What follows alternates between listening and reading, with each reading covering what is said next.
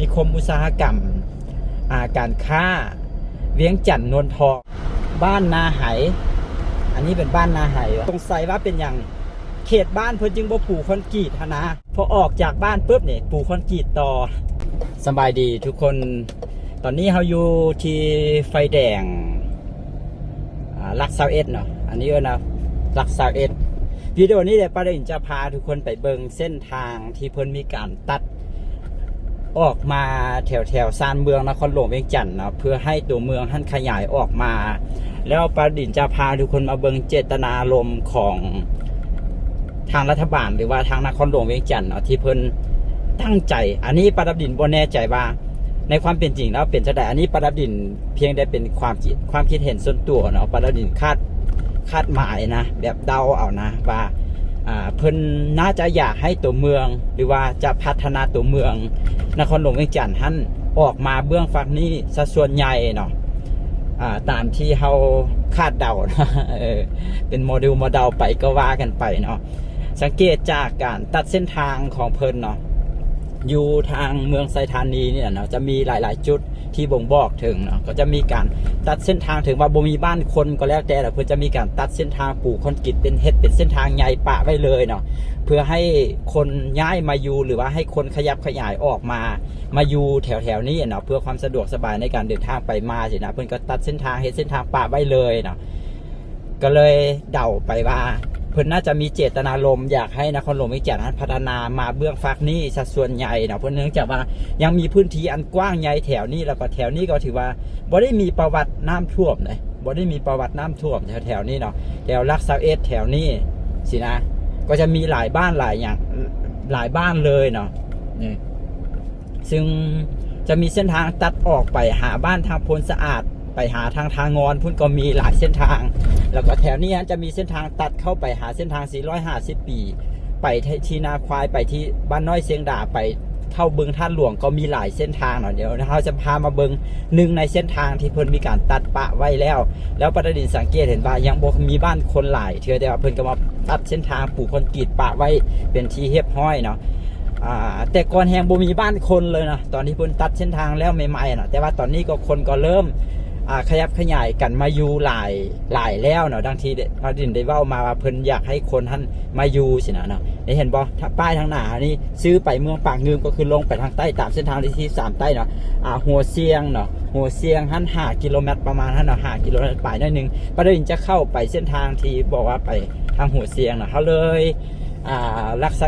ไฟแดงลักษามาน้อยนึงเนี่ยบอลนี้เลยเห็นบอลทางหน้าอันนี้จะเป็น3แยกเราจะเลี้ยวขวาเข้าไปนี่เดี๋ยวจะพาไปเบิ่งเนาะอยู่วันนี้เขาเจ้ามีป้ายใหญ่ๆอยู่บนทางหน้านี้บอกว่านิคมอุตสาหกรรมและการค้าเวียงจันทน์นวลทองนะอยู่ในนี้จะมีโรงงานอยู่นี่อุตสาหกรรมและการค้าเวียงจันทน์นวลทองนี่นะตัวนี้นะจะมีโรงงานใหญ่ๆอยู่ในนี่เนาะแล้วก็เส้นทางนี้เขาเข้าไปเรื่อยมันก็สามารถไปซอดไซเขตพัฒนากลุ่มรวมไซเศรษฐาหรือว่าเขตเศรษฐกิจพิเศษไซเศรษฐาที่อยู่ด้านในที่ปารินเคยพาไปเบิ่งเนาะซึ่งตอนนี้ก็กำลังมีการคืนได้เขตเศรษฐกิจพิเศษอยู่จุดนั้นหรือว่าเขตพัฒนากลุ่มรวมไซเศรษฐานี่นะกำลังคืนเลยตอนนี้นะมีโรงงานมีบริษัทต่างๆมาเปิดโรงงานหลายเลยตอนนี้แล้วก็อยู่ในฮั่นก็มีคนจำนวนหลายพันคนที่บ่อยไปเฮ็ดเวียกอยู่ในฮั่นเนาะคืนขนาดเลยได้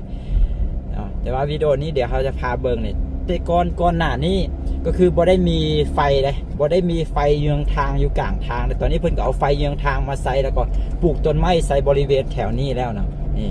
นี่ก็เป็นเส้นทางคอนกรีต4เลนบวกกับ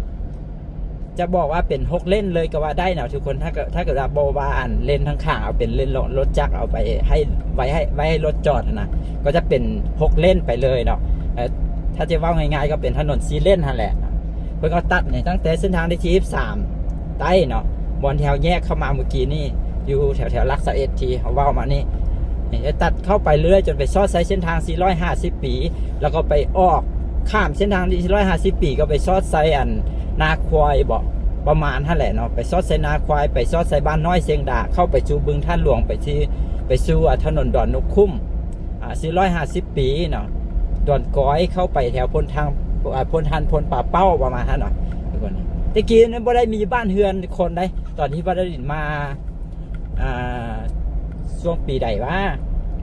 มาเลาะนะแต่ตอนนี้เห็นบ่คือขึ้นมาเลยนะคือขึ้นมาแต่ก็ยังมีบางจุดที่ยังบ่ทันมีบ้านเฮือนคนหลายเชื่อแต่ว่าก็ดินน่าจะแพงแหละเพราะดินถ้าดินติดกับแคมทางนี้ไปนะก็น่าจะแพงมีตลาดตะลีในแถวนี้เนี่ยบ่มีตลาดทางความมือเฮาเนี่ยแต่ว่าเข้าไปแถวทางในแถวอย่างก็มีดินจัดสรรแล้วก็มีคนมาอาศัยอยู่ก็หลายและคนก็อยู่กระจายไปหมดเลยแต่ว่ายังบ่ได้หนาแน่นเทื่อนะแถวนี้นะจะมีเส้นทางไปมาสะดวกสบายแล้วสินะคนก็จะมาอยู่กันแล้วก็ราคาที่ดินก็น่าจะบ่ได้แพงหลายเนาะแถวนี้น่าจะบ่ได้แพงหลายอาจจะแมตละประมาณแล้วแต่บอลเนาะน่าจะ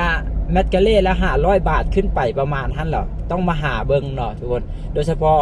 เฮาที่เป็นคนต่างแข่งคือกับเพื่อนกับปราดินแบบนี้นะเฮามาอยู่นครหลวงเวียงจันทน์สินะเฮามาเฮ็ดเวียกเหตุการณ์นั้นนี่เฮาก็อยากมีดิน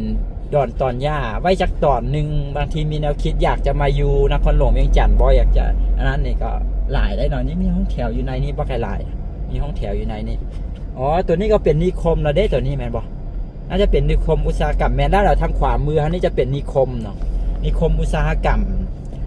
การค้าเวียงจันทน์นนทองก็คือทางขวามืออันนี้ส่วนทางซ้ายมือก็จะเป็นตลาดโอ้เป็นตลาดใหญ่เลยเห็นบ่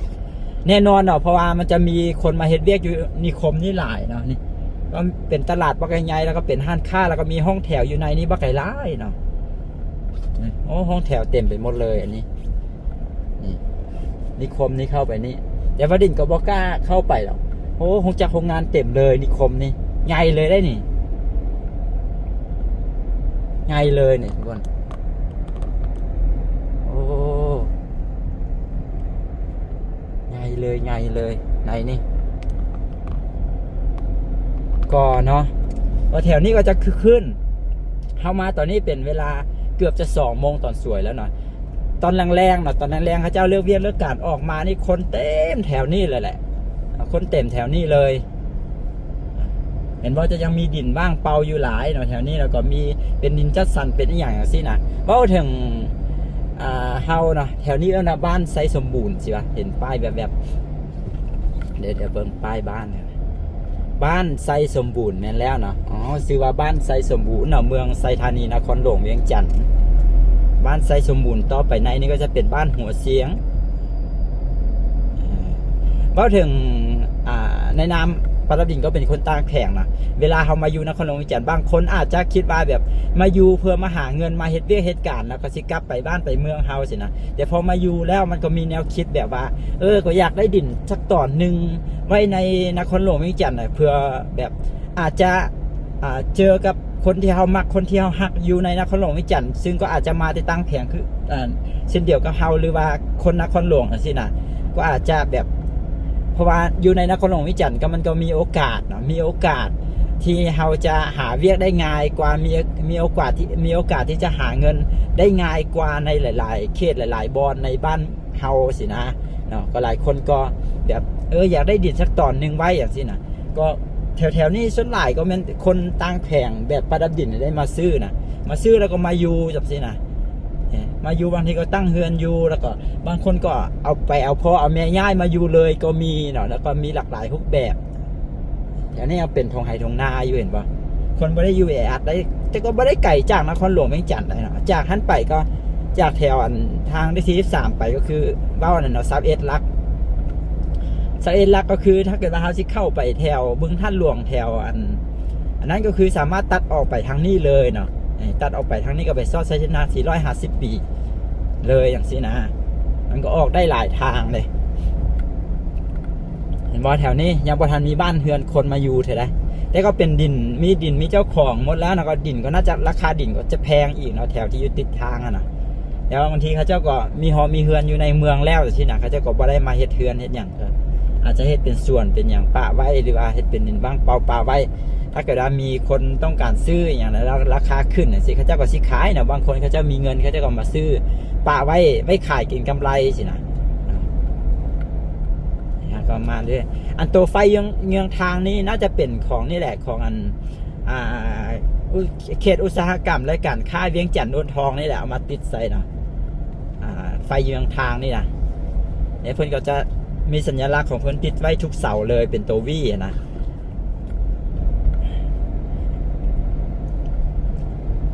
นี่ตัวย่อเขียนว่าจังใดก็เขียนว่า M เอา VITA ย่อมาจากน่าจะมาจากนี่แหละเขตอุตสาหกรรมและการค้าโนนทองนี่แหละที่เว้ามาเนี่ยแถวนี้เป็นบ้านหัวเสียงแล้วบ่จังใดเกาะกลางเพิ่นยังบ่ทันเฮ็ดแถวนี้เห็นบ่เกาะกลางเพิ่นเพิ่นปะไว้แบบนี้เนาะแต่ว่าแถวที่เฮาก่ายมาเกาะกลางตอนกลางนะเขาเจ้าเฮ็ดแล้วน่ะก็ปลูกต้นไม้สายางงามเลยเพิ่นก็ปลูกคอนกรีตแบบปะไว้แบบนี้เห็นบ่ซึ่งแต่ก่อนแห่งบ่มีบ้านคนเลยเนาะไอ้ตอนนี้ก็เส้นทางดีคนก็ขยับขยายมาอยู่กันเรื่อยๆเห็นไหมแต่ก่อนก็เป็นจัดสรรไปหมดแถวนี้นะคนก็จะก็มาซื้อกันตอนนี้เรามาฮอดที่บ้านหัวเสียงแล้วเนาะแปลกอยู่อย่างนึงเนาะป้าดาวินมีคำถามอยู่ในใจมาตลอดป้าดาวินก็เคยผ่านมาเส้นทางนี้หลายเทื่อแล้วเนาะเอาคือเห็นบ่เพิ่นปลูกคอนกรีตมาฮอดนี่แม่นบ่มาฮอดนี่ทางหน้าแถวนี้ก็คือจะเป็นบ้านหัวเสียงเนาะบ้านหัวเสียงเมืองไซธานีนครหลวงเวียงจันทน์พอมาฮอดบ้านนี้เห็นบ่ปลูกคอนกรีตมาดีๆเด้มาบนนี้คอนกรีตปลูกคอนกรีตมาสุดอยู่บนนี้ป้าดาวินมีคำถามว่าเพิ่นเคลียร์พื้นที่บ่ได้บ่หรือว่าจังไดหรือว่าประชาชนที่อาศัยอยู่นี่บ่ยอมย้ายบ่อันนี้ป้าดาวินแบบเป็นเพียงคำถามอยู่ในหัวซื่อๆเนาะเพราะว่าเขายังบ่ฮู้ว่าสาเหตุแท้ๆว่าเป็นอย่างเพิ่นปลูกคอนกรีตมาฮอดท่านแล้วก็ปะซึ่งความจริงในบ้านนี่นะมันน่าจะสำคัญนะเพราะว่าได้เห็นบอลรถไปรถมามันมีฝุ่นอย่างซี่นะก็จะเฮ็ดให้รบกวนประชาชนคนไทยบ้านเนาะก็ถ้าเกิดว่าปลูกคอนกรีตในบ้านซึ่งเฮาไปเบิ่งมาหลายๆบอนนะเส้นทางที่เป็นเส้นทางแดงนะเขาเจ้าก็ยังแบบปลูกคอนกรีตหรือว่าปลูกยางในบ้านสินะส่วนนอกบ้านก็คือบ่ได้ปลูกสินะแต่ว่ามันแปลกอยู่บ้านนี้ก็คือนอกบ้านแล้วปลูกคอนกรีตมาเนาะแต่พอมาในบ้านเราบ่ได้ปลูกคอนกรีตสินะอาจจะเป็นเรื่องการเวียนคืนดินนี่บ่อันนี้ประเด็นก็บ่แน่ใจเรื่องการเคลียร์พื้นที่บ่อันนี้เขาก็บ่แน่ใจนะก็ถ้าผู้ใดฮู้ก็ลองคอมเมนต์บอกประเด็นแน่เนาะเพื่อจะได้แบบมีความฮู้หรือแบ่งปันความฮู้นำกันสินะเนาะในทางหน้านี้จะเป็นวัดเนาะอันนี้ก็จะเป็นในบ้านหัวเสียงทั้งหมดเลยนี่ก็เป็นน่าจะเป็นบ้านเก่าบ้านแก่บ่บ้านใหญ่พอสมควรเดี๋ยวเราผ่านบ้านนี้ไปผ่านบ้านนี้ไปนี้จะมีปลูกคอนกรีตตอบอนะเดี๋ยวลองไปเบิ่งน้ำกัน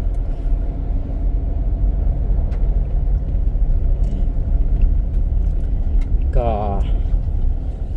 บ้านดงควายแบบเมื่อกี้นี้แยกเข้าไปไหนก็มีบ้าน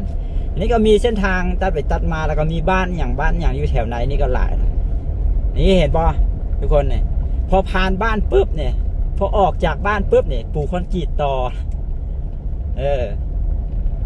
ปลูกคอนกรีตต่อเห็นป่ะเนี่ยเป็นเส้นทางคอนกรีตเคลื่อนกับเมื่อกี้นี้ต่อไปเดี๋ยวเขาจะไปเรื่อยๆจนก็จะไปซอดออกเส้นทางได้เส้นทาง450 ปีนะเบื้องบรรยากาศน้ำกันทุกคนเห็นป่ะยังเป็นพื้นที่ว่างเปล่าอยู่แบบนี้เลยแต่ไม่ได้ไกลจากนครหลวงเวียงจันทน์ได้หรอถ้าจากจุดนี้ถ้าเขาไปตามทั้งหน้าเขานี่ก็น่าจะประมาณนั้นน่าจะประมาณ10 กว่ากิโลประมาณนั้นเข้าไปสู่ใจกลางนครหลวงเวียงจันทน์นะ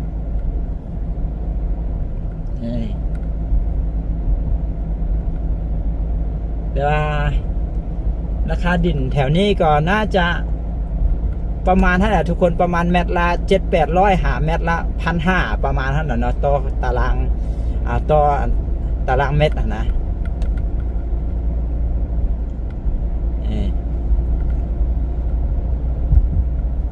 ผู้ใดมีเงินก็อยากมีดินในนครหลวงเวียงจันทน์ก็ลองมาหาซื้อได้เนาะทุกคนแถวนี้แต่คิดว่าคนน่าจะซื้อกันหมดแล้วเนาะแต่กี้แหละเมื่อวางประมาณจัก5-6 ปีที่แล้วสินะโอ้แถวในนี้ก็ดินจัดสรรบ่ค่อยหลายทุกคนเห็นไหมเบิ่งไหม ทุกคนบ่เห็นดอกนะเพราะกล้องมันหมุนบ่ได้เพราะติดใส่แต่แนวติดใส่ไปแต่ทางหน้านะมันจะมีทางหอมเข้าไปแล้วก็มีดินจัดสรรอยู่ในนี่หลายเนาะลองมาหาซื้อกันได้เด้อเนาะในนี้ก็มีบ้านเฮือนประชาชนบ่ค่อยหลายแล้วเพราะว่าเขาจะเฮ็ดดินจัดสรรแล้วก็ คนเขาจะก็มาซื้อแล้วก็มาอยู่มาซื้อแล้วก็มาอยู่สินะบางคนก็มาอยู่บางคนก็บ่มาอยู่มันก็เลยให้พื้นที่แบบมีบ้านเฮือนอยู่แต่ก็บ่ได้แออัดกันนะ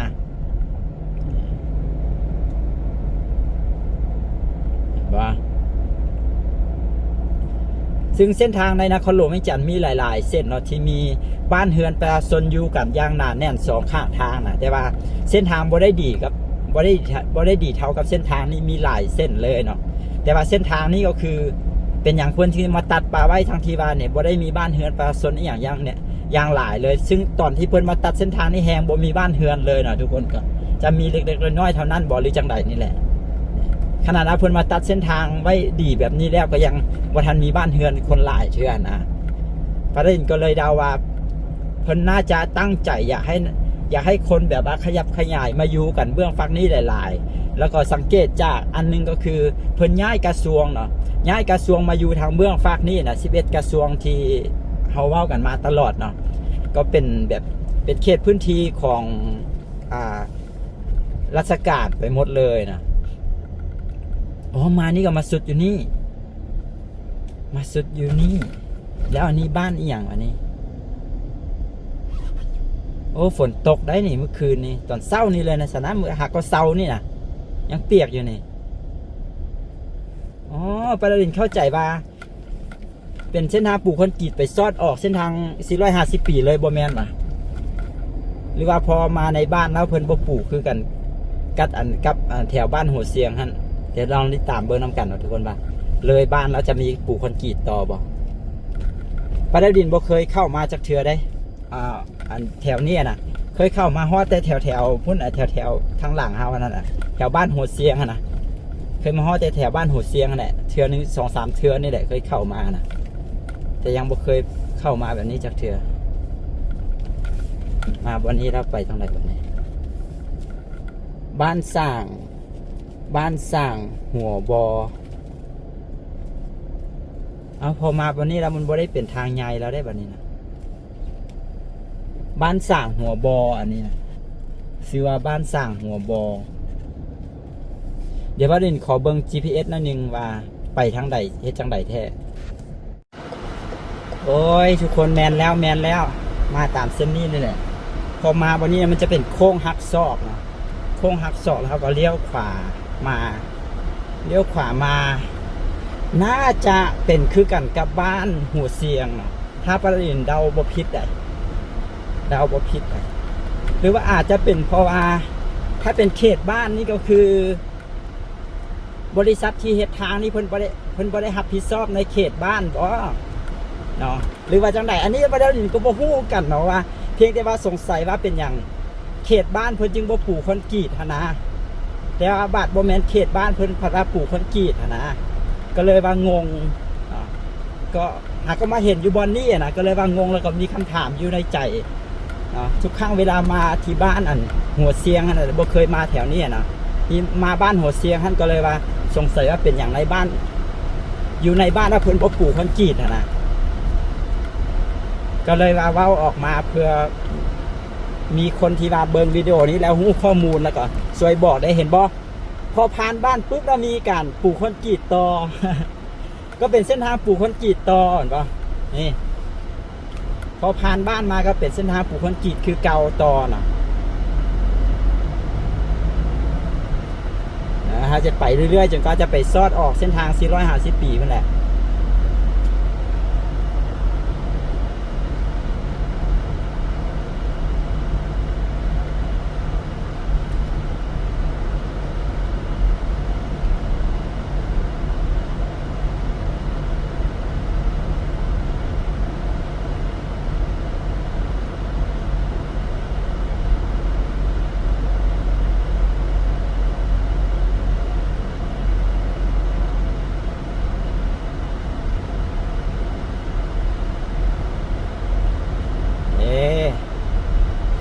อยู่พูดน่าจะเห็นเป็นตึกไปพูดนั่นบ่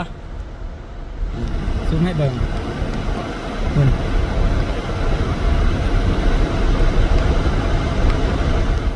เขาจะเห็นเป็นตึกไปพุ่นก็คือจะเป็นเขตพัฒนากลุ่มรวมไซเซถาแล้วเนาะทุกคน ก็คือเส้นทางนี้นะมันจะอ้อมออกมานะจะอ้อมอยู่เขตตัวนี้ มันจะมีเส้นหนึ่งที่ตัดไปทางแถวด้านหน้าของการเขตพัฒนากลุ่มรวมไซเชษฐานนะก็คือจุดที่เป็นสามแยกบอนไฟแดงรักษาเอสเนาะจุดที่เราเริ่มต้นท้ายวิดีโอหันเลยเนาะบอนหันมันจะเป็นสามแยกเนาะถ้าแยกเข้าไปทางขวามือบอนหันนะมันก็จะไปออกอยู่เส้นทางหน้าเขาทางขวามือเขาตอนนี้เนาะมันจะขนานกับเส้นนี้แต่ว่าเส้นนี้นะมันจะโค้งออกมาที่บ้านหัวเสียงเนาะแล้วก็โค้งออกมาที่บ้านบ้านเมื่อกี้นี้บ้านอย่างแล้วก็ที่เขาว่าบนปู่คนกีที่เขาพานาเมื่อกี้นี่นะโค้งออกมาบ้านนี่เนาะแล้วก็จะโค้งกลับเข้าไปน้อยนึงเนาะแล้วก็ไปซอดใช้เส้นทางได้ที่3เส้นทาง450 ปีเนาะตามที่ประเด็นเบิ้งใน Google Map นะแล้วก็เขตพารากลุ่มรวมไซเซถาก็จะอยู่ทางขวามือเฮาแล้วก็เส้นทางนี้ก็จะคล้ายๆกับเป็นอ้อมนะอ้อมกับเขตตัวนี้โอ้แม่ยังเป็นปลาเป็นอย่างเป็นถงนาแบบนี้อยู่เลยเนาะสามารถมาตั้งหอตั้งเฮือนแล้วก็สามารถมาพัฒนาให้เป็นพื้นที่เศรษฐกิจอีกอย่างก็แล้วแต่ได้ปไก่ไล่นะเส้นทางดีเส้นทางปลูกคอนกรีตย่างดีซีเล่นมีกอกลางย่างดีได้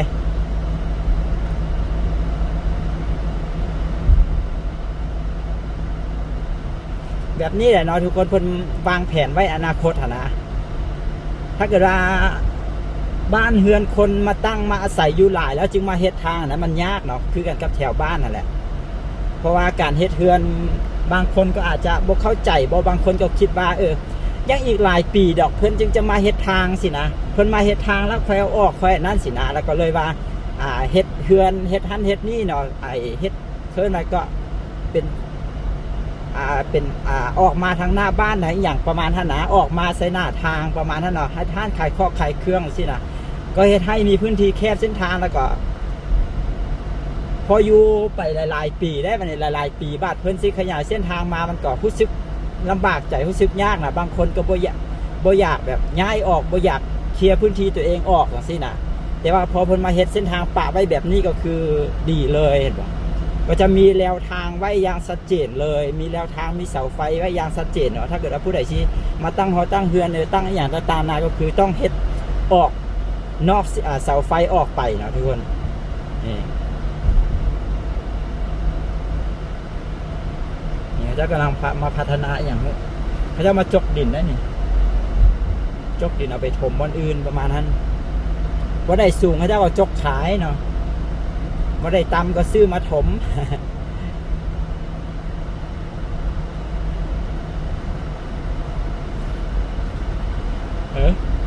พอมาบนนี้ก็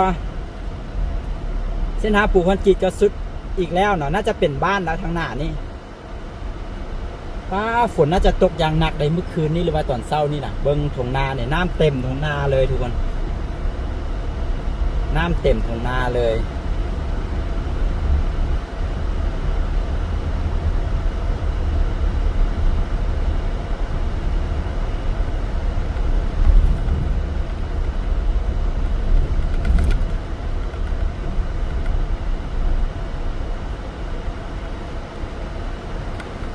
อ๋อทางไหนน่าจะเป็นบ้านอิหลีเนาะก็เลยว่าบุปูคอนกรีต2บ้านอะไรเขาผ่านมานี่นั่นน่าจะเป็นบ้านที่3ถ้าเกิดว่าบ้านนี้ก็บุปูคอนกรีตหรือว่าตัวปูคอนกรีตตั้งใจมักสุดแต่บอนนี้ก็บนในใจต้องถามเบิ้งอีกเนาะว่าหลังจากผ่านบ้านนี้ไปนี่จะปูคอนกรีตต่อคือเก่าบอบ้านอย่างหัวนี้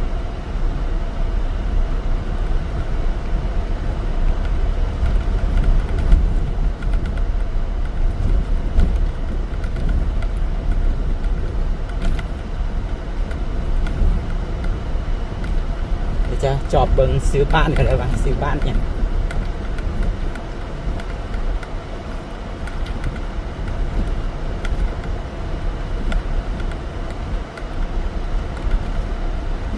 บ้านนาโนน่าจะชื่อว่าบ้านนาโนหรือว่าบ้านนาโม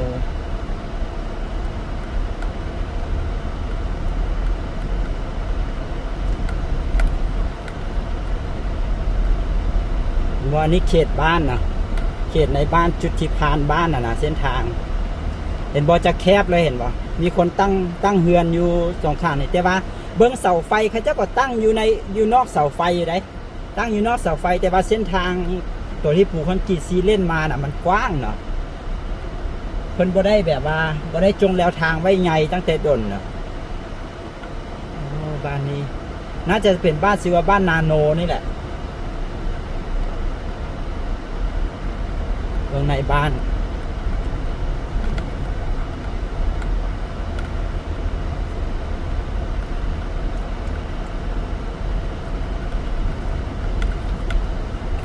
วัดบ้านนาโนแม่นั่นน่ะชื่อว่าบ้านนาโนรถตั้งดินนะเจ้าดินไปถมบนอื่นนะฝนตกนี่ก็เละแล้วนะบ้านเส้นทางในบ้านนั่นนะโอ้ต้นยางนาทุกคนเบิ่งต้นยางนาต้นใดบักใหญ่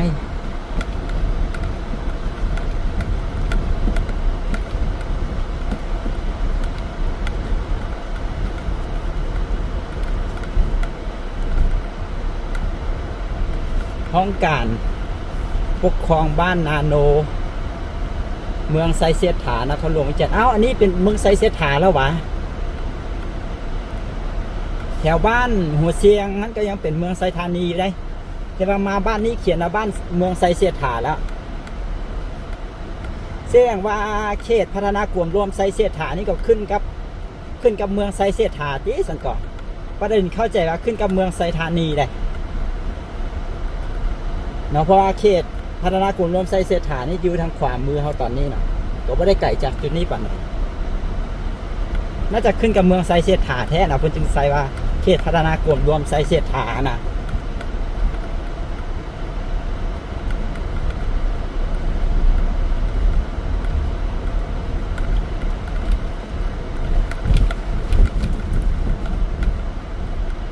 เสียดายเนาะในบ้านบ่ได้ปลูกคอนกรีตผ่านบ้านนะ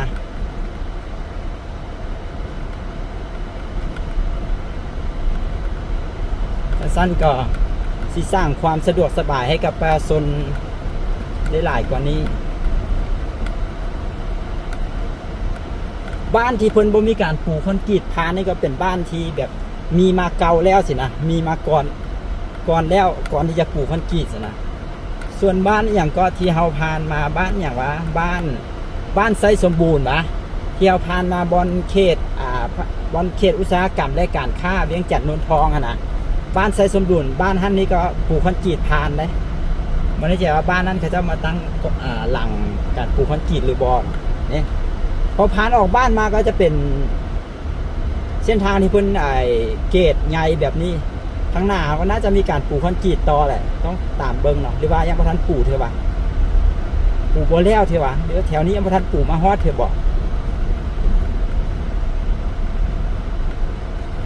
เดี๋ยวจะไปเรื่อยๆนะทุกคนแต่ว่าแถวนี้ก็ใหญ่แล้วเนาะเพิ่นก็ปรับแนวทางใหญ่แล้วเอาเงียบ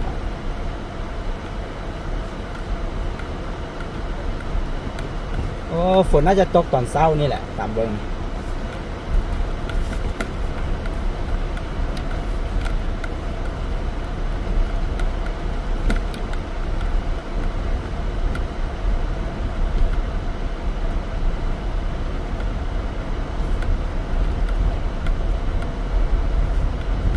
ขายยาขายน้ำตามแคมทางสองข้างทางอาจจะไม่ได้มีเฮือนคนเลยแต่ว่าเข้าไปแถวในหอมในแถวนี้ก็มีบ้านเฮือนคนเลยบางทีได้เว้ามาเนาะว่าดินที่ติดกับทางนั้นราคาแพงนะคนเขาจะซื้อดินอยู่แถวในแล้วก็ไปตั้งเฮือนอยู่แถวใน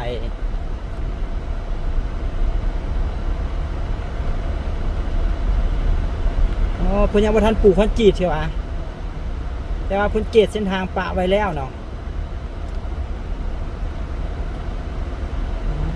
น่าจะยังบ่ทันปลูกเถอะแถวนี้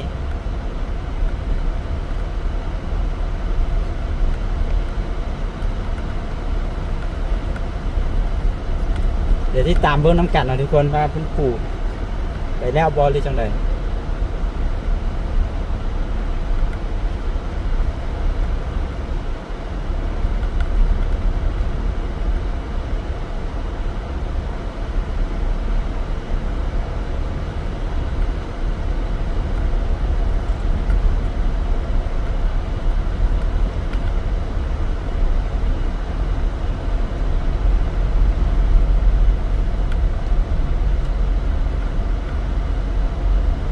โอ้แถวนี้น่าจะยังบ่ทันปลูกเทื่อแท้นี่เดี๋ยวเบิ่ง GPS ก่อนว่ายังอีกไกลบ่จึงจะไปฮอดเส้นทาง450ปีนี่ไกลบ่อีกประมาณจักกิโลเมตรเดี๋ยวแป๊บหนึ่งเลย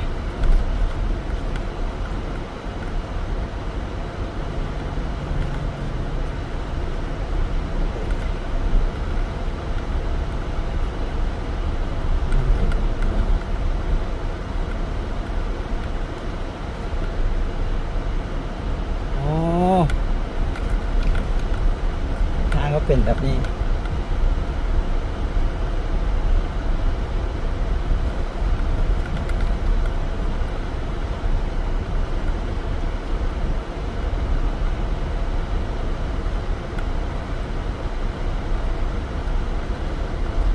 ยังอีกประมาณ3กิโลเมตรเนาะทุกคนจะฮอดเส้นทาง450ปียังอีกประมาณ3กิโลเมตรเท่านั้นเนาะเดี๋ยวเขาจะไปจนจะไปซ้อนนั่นแสดงว่าเพิ่นปูมาทางเส้นทางเลขที่13เนาะปูมาทางที่จุดที่เราเริ่มต้นถ่ายวิดีโอมานะเพิ่นปูมาเบื้องฝั่งพุ่นแล้วก็ปูมาเรื่อยๆเนาะจนกว่าจะไปซอดใส่เบื้องฝั่งนี้นะ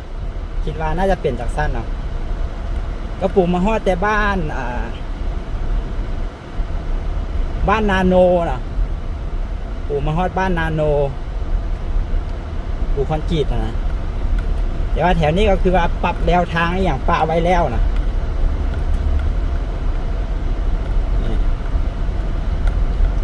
พอดีว่าฝนตกเนาะฝุ่นก็บ่หลายปานใดรถก็บ่ค่อยหลายปานใดอยู่แล้วนะรถก็บ่หลายปานใดอันรถหลายนี่ก็บ่ว่าแหละ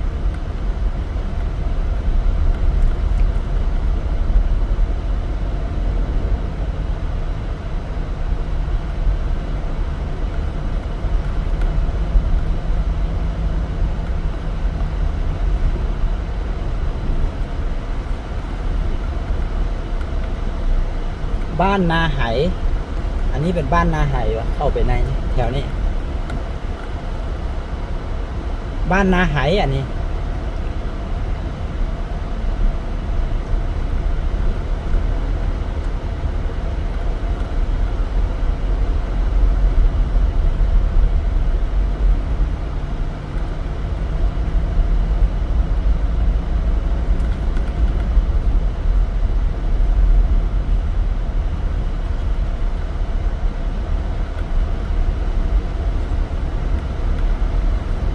นาไหนาโนนะติดกัน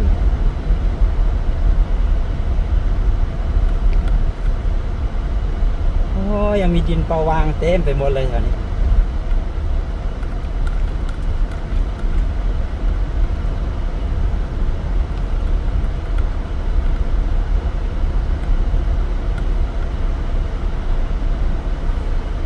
บ้านจอมสี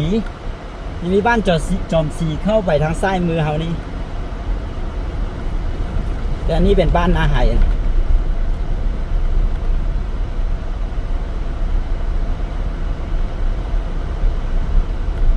าไห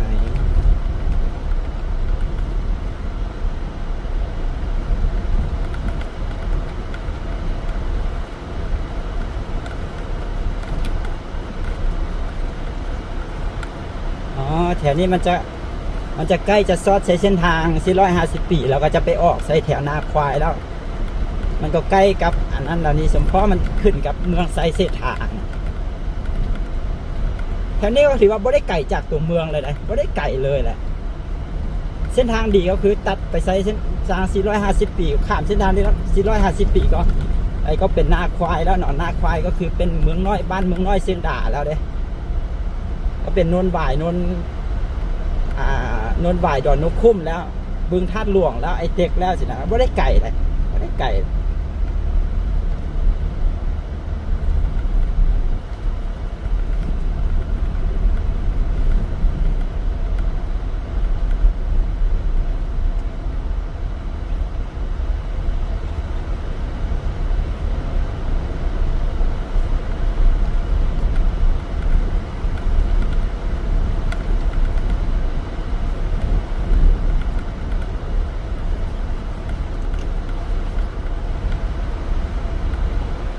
อ้รถเริ่มหลายขึ้น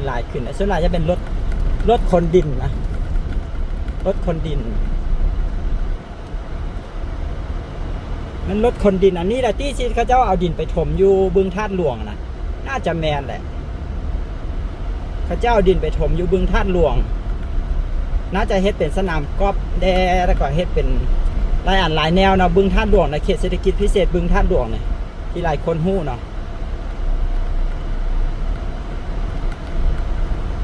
เข้าไปในนี้ห้องการปกครองและบริการตัวเมืองนครหลวงเวียงจันทร์ห้องการคุ้มครองห้องการคุ้มครองและบริการตัวเมืองนครหลวงเวียงจันทร์เข้าไปในนี้ทางความเมืองเมื่อกี้นี้ปูคอนกรีตเข้าไปดักน่าจะไปซอดไซอันนั้นบ่ซอดไซเขตพัฒนากรมรวมไซเสียดขานั่นแหละ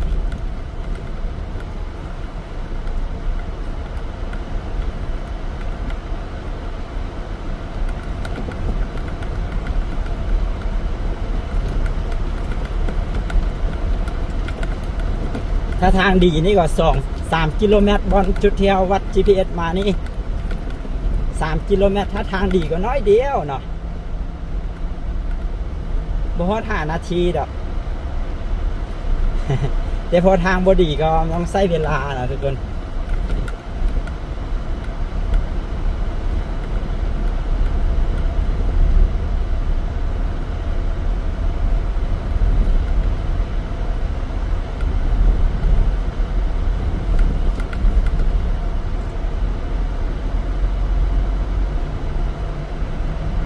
เดี๋ยวจะไปเรื่อยๆจนก็จะไปซอดออกเส้นทาง450 ปี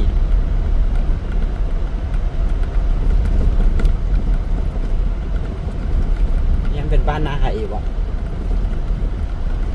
ยังเป็นบ้านนาไหอยู่นะ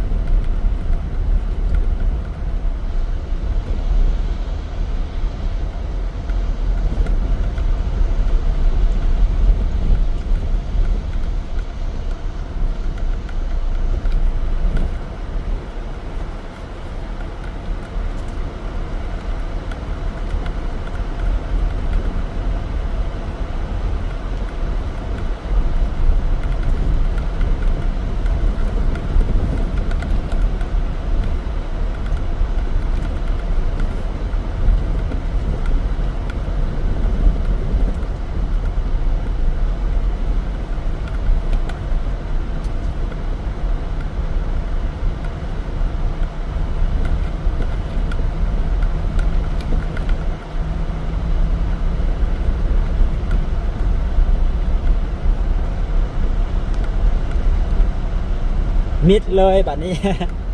พอมาเจอทางลูกคุกคักก็มิดเลยโอ้ฮอดแล้วเด้นี่3 กิโลเมตรซื้อก็บางทีว่าน้อยเดียวเนาะเพิ่นยังปลูกประทันแล้วเนาะประมาณ 3-4 กิโลเมตรเนาะประมาณนั่นแหละประมาณ4 กิโลเมตรนะที่ปลูกประทันแล้วนะบ่นับในบ้านนะ ฮอดแล้วเส้นทาง450 ปีเนาะก็คือทางซ้ายมือเขาก็จะออกไปที่ขัวมิตรภาพไทยลาวแห่งที่1เนาะออกไปที่ทางท่าเรือก็ว่ากันไปส่วนทางขวามือเขาก็จะออกไปที่ดงโดกเนาะไปที่นั่นแหละตามที่คนพูดแหละออกไปที่รถสายใต้ออกไปที่สถานีรถไฟลาวจีนนครหลวงเวียงจันทร์ก็คือนี่เนาะเลี้ยวขวาออกมานี่ออกไปไซดงโดกหรือว่าจะออกไปไซลักห้าออกไปไซหอประชุมแห่งชาติออกไปพลพะเนาพลเค็งไปไซธาตุหลวงประตูไซน่ะก็ว่ากันไป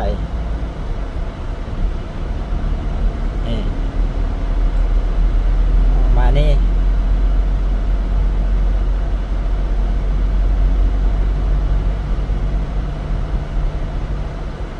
นี่คือถนน450 ปีแถวท่านาฮะนี่ก็จะมีทางเข้าไปที่เขตพัฒนากรมรวมไซเซถาเนาะทุกคนแถวทางหน้าฮะนี่ก็จะมีทางเข้าไปก็โอเคได้เนาะเดี๋ยวปฐดินขอจบ วิดีโอนี้ไว้แต่เพียงเท่านี้เด้อพอยาวอีหลีเนาะยาวอีหลีท้ายมาจนสุดเส้นทางเลยเนาะก็อยากให้แบบว่าทุกคนได้เห็นว่าเป็นจังไดบางคนอาจจะมีแนวคิดว่า